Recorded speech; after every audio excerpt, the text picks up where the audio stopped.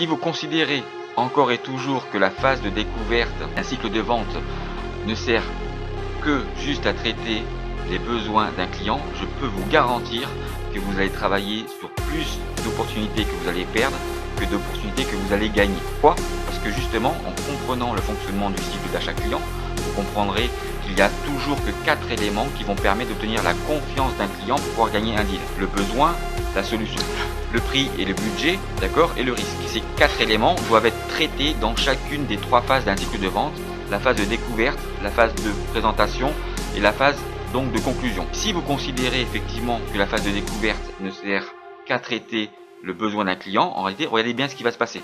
Vous allez faire ça, c'est-à-dire que vous allez oublier de traiter correctement les 3 autres éléments dans la phase de découverte qui vont vous permettre en réalité d'avancer dans votre cycle de vente pour pouvoir aller au closing de votre opportunité commerciale. Voilà pourquoi en réalité, si vous considérez toujours qu'une phase de découverte ne sert qu'à identifier un besoin d'un client, vous allez traiter beaucoup plus d'opportunités que vous allez perdre que vous pouvez en gagner. Et point important, le besoin n'est jamais en relation au départ à travers le produit ou le service que vous vendez. Je vous souhaite à tous et à toutes une excellente journée et je vous dis à bientôt. Au revoir. Bonjour à tous, j'espère que vous allez bien. Aujourd'hui, cette vidéo pour vous expliquer la différence qu'il y a entre la création d'un besoin et la révélation d'un besoin.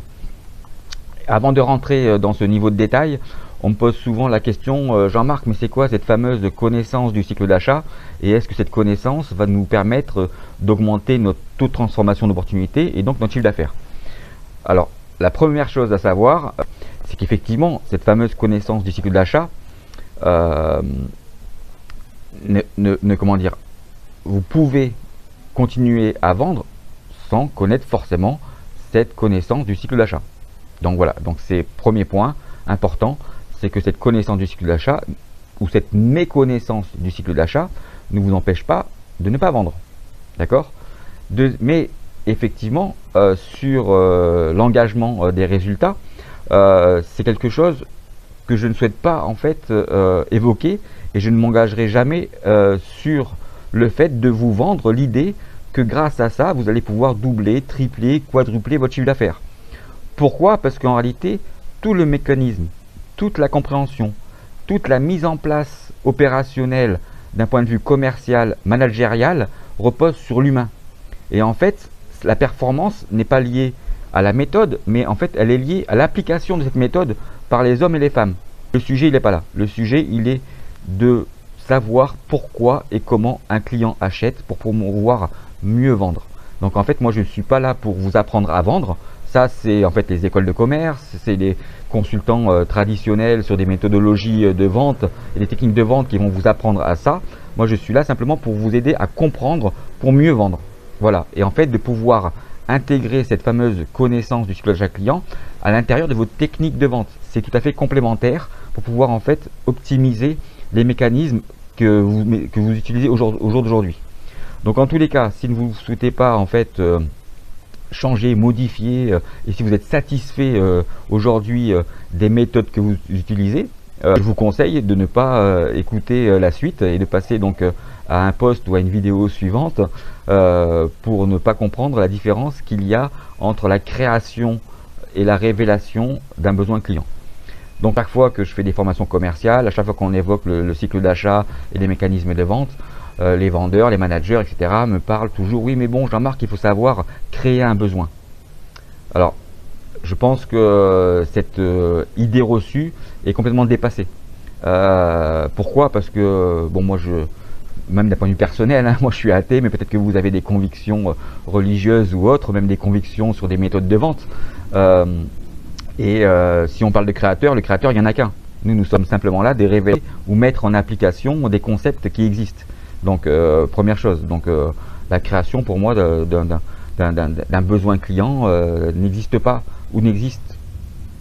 Maintenant il faut falloir appliquer d'autres méthodes pour être dans la révélation d'un besoin. En fait il faut bien comprendre tout le mécanisme commercial sur la technique de vente que vous allez pouvoir mettre en place si vous êtes dans une conception intellectuelle de chercher à trouver de la révélation et non pas la création. C'est complètement différent. Et ça on le voit dans les méthodes de vente, puisqu'en réalité, les consultants ou les vendeurs qui sont dans la recherche de la création d'un besoin, en réalité, sont dans un type de vente de réponse à objection. En fait, ils vendent à travers le traitement des objections. Et l'idée, c'est de pouvoir effectivement valider si une objection est réelle et fondée. Mais une objection peut être aussi un levier pour réussir à vendre. Donc en fait, ce sont des mécanismes différents. Pour expliquer donc effectivement la différence qu'il y a, j'illustre dans mes séminaires à travers une petite histoire quelle différence il y a entre la création et la révélation. Cette histoire, je vais vous la raconter maintenant. Donc imaginez que vous soyez propriétaire d'une voiture et que cette voiture, vous souhaitez la changer parce qu'elle est vieille, parce que c'est le moment de la changer, vous voulez faire une plus-value, etc. Et tous les jours, vous vous dites, eh bien, effectivement, il faut que je vende cette voiture pour en acheter une nouvelle. Et vous n'avez pas le temps, vous êtes pris pour votre travail, vous êtes débordé, etc. Et votre voisin vient de s'acheter une nouvelle voiture très belle, et en fait, sans être jaloux, hein, vous vous dites, tiens, c'est sympa, il s'est acheté une super voiture, je devrais faire la même chose. Et un beau matin, en allant au travail, votre voisin sort la voiture de son garage, refus de priorité, et un camion casse sa voiture. Donc à ce moment-là, la vraie question, c'est de savoir qui a besoin de changer la voiture. Vous ou votre voisin? Vous comprenez maintenant la différence qu'il y a entre la création et la révélation? Et en fait, souvent, les commerciaux me disent, mais je suis là pour créer un besoin. Et quand je les challenge sur explique-moi ce que c'est que la création d'un besoin, ils tombent en réalité sur une réflexion qui est liée aux produits, aux services qu'ils vendent. Mais on dit la révélation d'un besoin, elle n'est pas là. Pourquoi? Parce qu'en fait, souvenez-vous, à l'époque, on disait pour vendre, il faut savoir écouter le client. Il faut savoir écouter le client. Et en fait, beaucoup de commerciaux pensent que écouter, c'est simplement se taire. Voilà, je suis en entretien, je me tais, j'écoute mon client et après j'argumente. Et vous pouvez aussi constater que souvent l'argumentation n'est pas en relation avec l'écoute qui a été faite. Pourquoi? Parce qu'en fait, on ne dit pas que pour écouter, c'est fait pour comprendre. Et comprendre, c'est fait pourquoi? Pour analyser. Et cette analyse, elle est là pour justement révéler. Donc en fait, les 4 leviers, c'est j'écoute, je comprends, j'analyse et je révèle. Voilà en réalité la différence qu'il y a dans cette conception et cette démarche commerciale de vente qui est faite sur la révélation des besoins et non pas sur la création des besoins. Donc oubliez cette notion de création des besoins, peut-être elle n'existe pas. En fait, le vrai job et le vrai travail du vendeur, c'est d'être un révélateur. Et oui, c'est encore aujourd'hui votre jour de chance. Pourquoi? Parce que je vais évoquer dans cette vidéo peut-être la notion la plus importante dans la gestion d'une opportunité, le fait de savoir qualifier l'existence d'une vraie opportunité commerciale pour pouvoir réussir à vendre. Et cette vidéo fait partie des 5 conseils qui permettent de gagner le plus de deals possible. Dans un premier temps, la gestion du temps dans une opportunité, pouvoir différencier les priorités et les urgences. Bien sûr en relation avec cette vidéo. La deuxième vidéo, on a évoqué donc dans la phase de découverte de ce que moi j'appelle la phase d'investigation, de savoir valider l'adéquation entre le budget et le besoin d'un client. Là on va parler effectivement dans la phase de qualification, d'investigation, donc de savoir comment faire pour qualifier l'existence d'une vraie opportunité commerciale. La 4e vidéo parlera dans la phase de démonstration de ne pas chercher à toujours vouloir en démontrer plus que les attentes et les besoins d'un client dans votre phase de démonstration. La 5e vidéo va traiter de la phase de la démonstration avant de rentrer dans le closing, de savoir évacuer le budget pour pouvoir effectivement aller au bout de votre opportunité dans la phase de closing pour pouvoir gagner votre deal. Alors maintenant revenons au sujet de cette vidéo, hein. Donc comme moi je fais toujours des vidéos live en prenant un sujet, j'embraye derrière pour tout simplement vous expliquer certains modes de fonctionnement. Je ne suis pas dans l'aspect, je dirais, conceptuel des choses, mais plutôt dans la réalité, expérience des ventes que j'ai réalisées déjà à travers donc mon parcours professionnel. Vous les retrouvez effectivement un ensemble d'anecdotes réelles, sont dans mon livre Vendeur de tapis. Toutes les anecdotes, tout ce que je raconte, tout est vrai. Tout est vrai et contrôlable. Pourquoi je vous dis ça? Parce que justement le sujet de cette vidéo, le fait de savoir qualifier une vraie opportunité pour pouvoir en fait continuer dans votre cycle de vente et aller jusqu'au closing. C'était un sujet qui m'a permis d'être en désaccord, on va dire, avec beaucoup de formateurs en vente, de conférenciers sur le sujet, de coachs de vente, etc., qui, de mon point de vue, n'évoquent pas dans leur connaissance le fait de pouvoir savoir qualifier une vraie opportunité commerciale. Et pour pouvoir comprendre, savoir comment on peut qualifier une vraie opportunité commerciale, il faut justement s'intéresser au fonctionnement du cycle d'achat client et des 4 éléments qui vont varier dans chacune des 3 phases d'un cycle d'achat pour l'acheteur afin d'obtenir sa confiance. C'est le seul moyen de pouvoir comprendre quelles questions il faut poser à la fin de votre phase de qualification à votre acheteur potentiel pour vous assurer qu'il existe bien une opportunité commerciale. Et cette question n'est pas en fait liée à la compréhension de la vente et des techniques de vente. C'est une question que vous pouvez comprendre si vous vous mettez du côté de l'acheteur. Comme je vous l'ai dit, donc ça m'a valu beaucoup, je dirais, de critiques,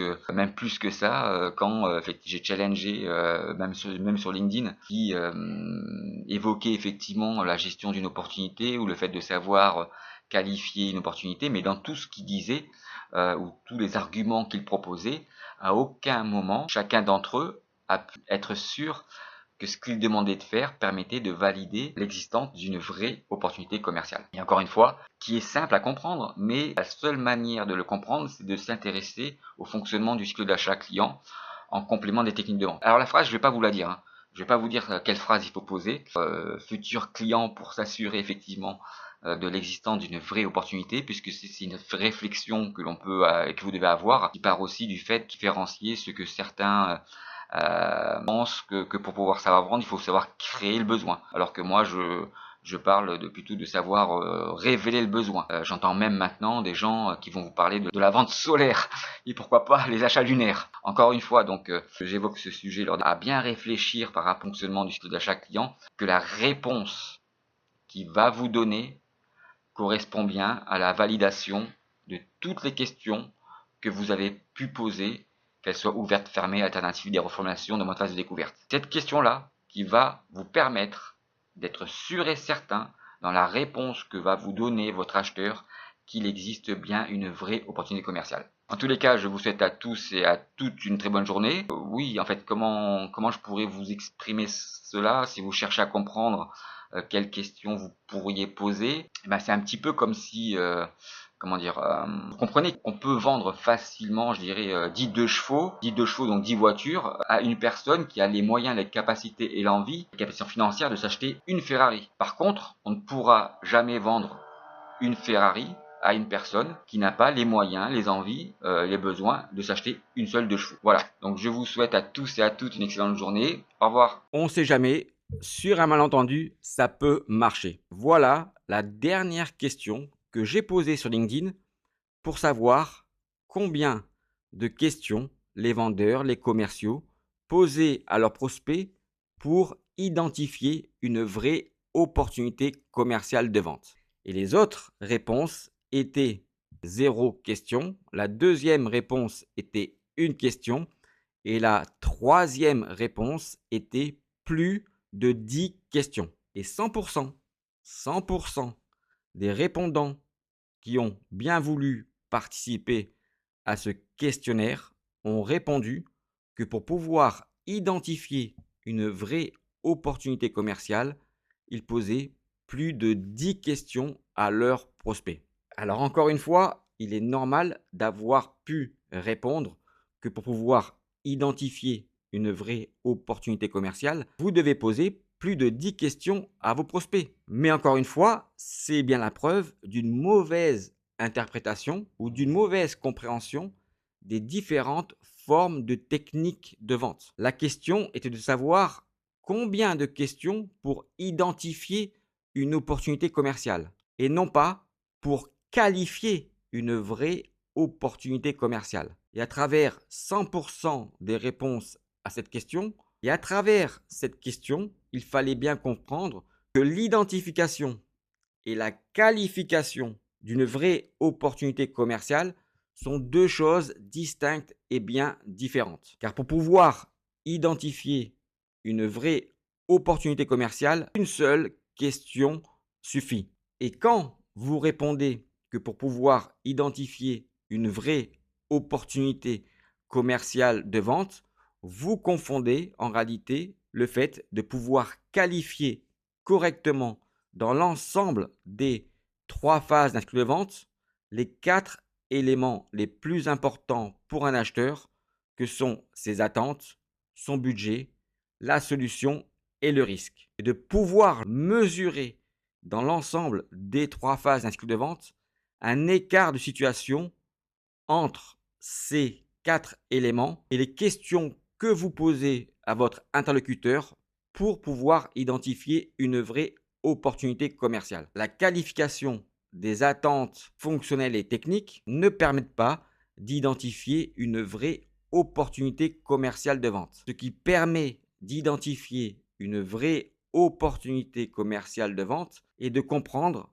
un écart de situation entre le moment présent et le futur. Et justement, cet écart de situation permet de définir le besoin. Et s'il n'y a pas de besoin, cela veut dire qu'il n'y a pas d'opportunité commerciale de vente. Mais encore une fois, il est normal d'avoir pu répondre que pour pouvoir identifier une vraie opportunité commerciale, vous posiez plus de 10 questions. Maintenant, si vous vous intéressez vraiment au fonctionnement logique, naturel et humain des variations des 4 éléments d'intensité pour un acheteur les plus importants pour lui dans l'ensemble des 3 phases d'un cycle de vente et de savoir pourquoi et comment ces variations arrivent et fonctionnent, vous comprendrez que pour identifier une vraie opportunité commerciale de vente, vous n'avez en réalité qu'une seule question à poser à votre prospect à la fin de votre phase de découverte. Cette question est justement de lui demander de vous expliquer ce qu'il va arriver si rien ne change. Car si rien ne change, cela veut dire qu'il n'a pas de besoin. Et s'il n'a pas de besoin, cela veut dire qu'il n'a pas d'opportunité commerciale de vente. Et vous comprendrez à ce moment-là, si vous vous intéressez vraiment au bon fonctionnement de ce mécanisme, que l'écart de situation entre le moment présent et le futur dans le temps et que la diagonale de l'écart de situation entre le moment passé et présent n'est rien d'autre que la droite de la confiance pour pouvoir gagner vos opportunités commerciales en utilisant le bon fonctionnement des 4 éléments dans l'ensemble de la durée de votre cycle de vente. En tous les cas, je vous souhaite maintenant à tous et à toutes, si vous le souhaitez, d'utiliser cette question pour savoir s'il existe chez vos prospects une vraie opportunité commerciale de vente. Dans ma prochaine vidéo, je vous expliquerai comment vous pouvez utiliser les 4 éléments les plus importants pour un acheteur dans l'ensemble des 3 phases d'un cycle de vente pour réussir vos négociations commerciales. À bientôt. Comment traiter une phase de découverte pour pouvoir vous assurer qu'il existe vraiment une opportunité commerciale? Alors, je sais que ce sujet est un sujet délicat pour beaucoup d'entre nous, parce que en réalité, on imagine qu'une phase de découverte, c'est le traitement qui permet d'identifier les besoins d'un client. Mais en réalité, une phase de découverte, c'est pas seulement ça. Ça doit vous servir principalement à vous assurer qu'il existe chez votre prospect une vraie opportunité commerciale pour pouvoir continuer à avancer dans votre cycle de vente. Alors, si vous terminez votre phase de découverte en posant une question à votre acheteur potentiel, avez-vous une question à me poser ou est-ce que j'ai bien posé toutes les questions ou quelles questions auriez-vous aimé que je puisse vous poser afin de mieux comprendre vos besoins? En réalité, quelle que soit la formulation que vous allez utiliser pour pouvoir en fait poser cette question est encore une fois une question interrogative et encore une fois de plus une question qui est centrée sur le vendeur et non pas sur l'acheteur. Je vais vous expliquer maintenant pourquoi, et pour ceux qui suivent le sujet que je traite, donc qui est celui de la connaissance du cycle d'achat client pour pouvoir améliorer le taux de transformation de vos opportunités. Donc vous savez maintenant que pour pouvoir en fait obtenir la confiance d'un client, il faut avoir un bon grip commercial et que ce grip commercial se réalise dans les 3 phases d'un cycle de vente, la phase de découverte, la phase de présentation et la phase de conclusion. Et que ces 3 phases, pardon, existent des 2 côtés, du côté acheteur et du côté vendeur. Il va falloir maintenant traiter les 4 éléments, donc un cycle d'achat client, pour pouvoir obtenir la confiance d'un client afin qu'il puisse acheter vos produits et vos services dans l'ensemble de ces 3 phases, à travers donc le besoin, le budget, le prix, la solution que vous amenez par rapport à votre produit, votre service et le risque donc que prend le client. Pour ceux qui s'intéressent au sujet, vous voyez bien que dans les schémas du cycle d'achat client, il y a ces 4 paramètres et que ces 4 paramètres vont évoluer en termes d'importance pour l'acheteur en fonction des 3 phases.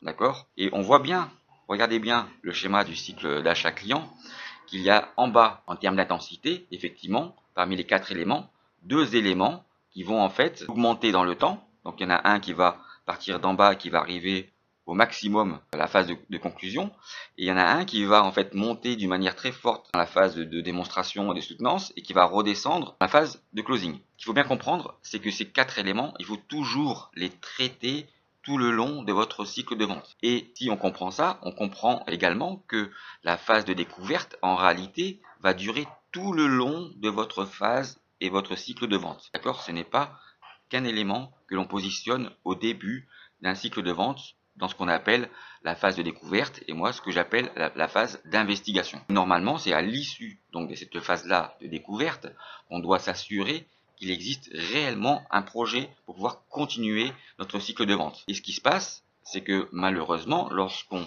pose une question fermée qui est centrée sur le vendeur pour pouvoir s'assurer qu'il ne manque pas une question, eh ben, ça ne permet pas justement de pouvoir s'assurer qu'il existe réellement une vraie opportunité. Et en plus, il y a 3 issues par rapport à ce type de question. Soit effectivement, il vous dit non. Donc là, en fait, vous pouvez considérer, vous, en tant que vendeur, que vous avez fait correctement votre phase de découverte et que c'est très rassurant pour vous. C'est pour ça qu'elle est orientée sur le vendeur. Mais si c'est un acheteur, et en B2B, il y a des acheteurs qui connaissent parfaitement les techniques de vente et de manipulation, etc., eh ben, il va vous dire non, tout en sachant que dans sa tête, il dit oui, il y a une question qu'il aurait dû me poser, je vais pas te la dire. Parce qu'en fait, à travers ça, je considère que tu n'as pas forcément réalisé correctement ta phase de découverte. En fait, je vais me servir de toi pour te balader et me servir de toi comme d'un lièvre pour pouvoir en fait m'aider à dealer avec tes concurrents. C'est un autre sujet.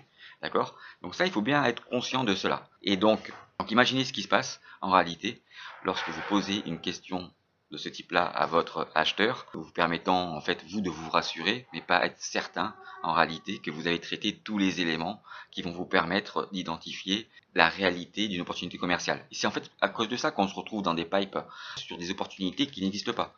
En fait, vous consommez beaucoup plus de temps sur ces opportunités que le temps que vous devriez consacrer aux vraies opportunités pour pouvoir les gagner. Donc je vais exprimer cela par rapport aux 4 éléments du cycle d'achat, par rapport aux 3 phases du cycle de vente. Donc regardez bien encore les 2 éléments qui sont en bas de la phase de découverte dans la connaissance du cycle d'achat. En réalité, quand vous posez cette question, c'est passé ça, c'est que vous n'avez pas traité, vous n'êtes pas certain d'avoir tous les éléments, vous posez cette question pour vous rassurer, et en fait par rapport aux 2 éléments qui sont en bas d'importance, d'intensité pour l'acheteur, mais qui sont importants à traiter, dans tout le cycle de vente, il va se passer ça. Les 2 éléments qui sont en bas, ça va faire ça. Ça allait arriver, donc la phase de découverte, phase de démonstration et phase de conclusion. Les 2 éléments en fait d'en bas ne seront pas traités correctement dans la phase de découverte. Ils vont se retrouver ici pour le vendeur, d'accord? Donc vous pensez que vous avez réussi votre phase de découverte, d'accord? Regardez en bas, si vous ne traitez pas correctement ces 2 points tout de suite dans votre phase de découverte, malheureusement, vous n'aurez pas un bon grip commercial et vous ne pourrez pas aller jusque dans la phase de conclusion. Voilà, donc j'espère que cette vidéo aura pu répondre à certaines de vos questions.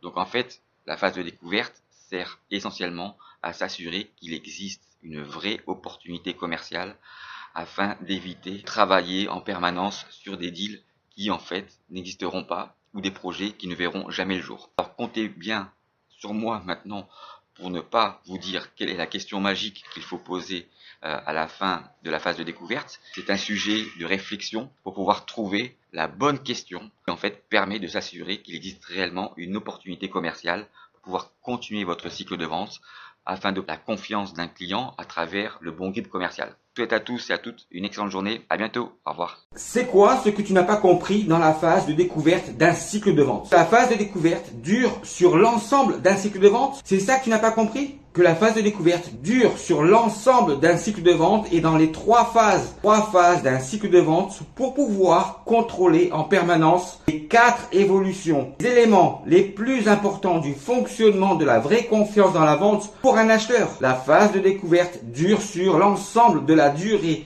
d'un cycle de vente pour pouvoir contrôler quelle confiance tu vas pouvoir faire à tes clients pour qu'ils puissent acheter tes produits ou tes services. Un commercial ou un vendeur, pour pouvoir mieux vendre, est obligé de pouvoir comprendre comment fonctionne le processus du mécanisme logique, naturel et humain du fonctionnement des 4 éléments les plus importants pour un acheteur dans les 3 phases et sur la durée totale d'un cycle de vente. Oui, merci Jordan.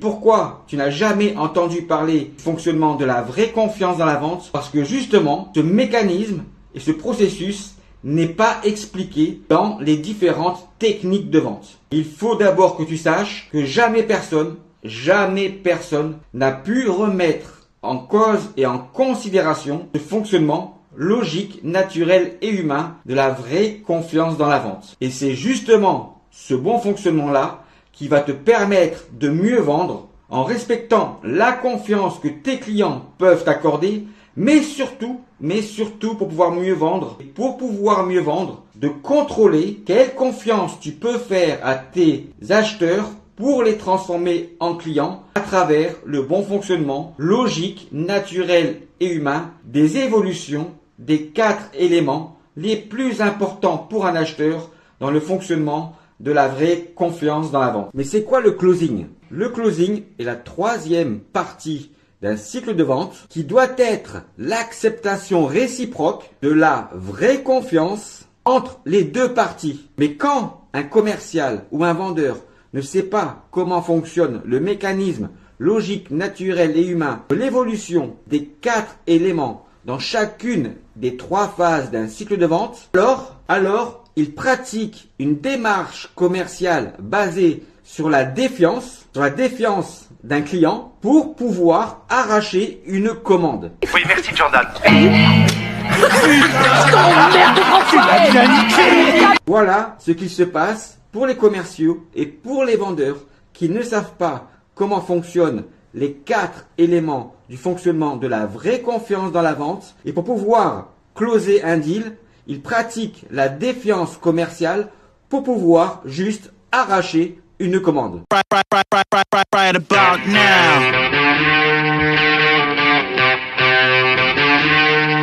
Well, check it out now.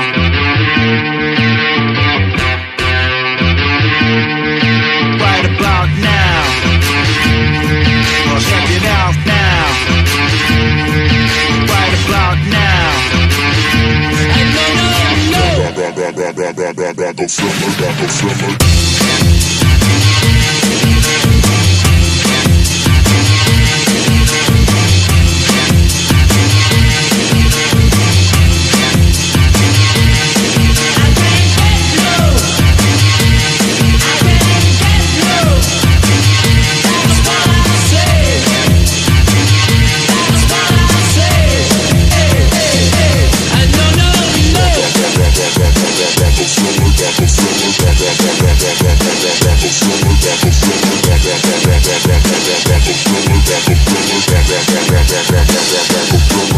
Right about now, the Funk Soul Brother. Check it out now, the Funk Soul Brother. Right about now.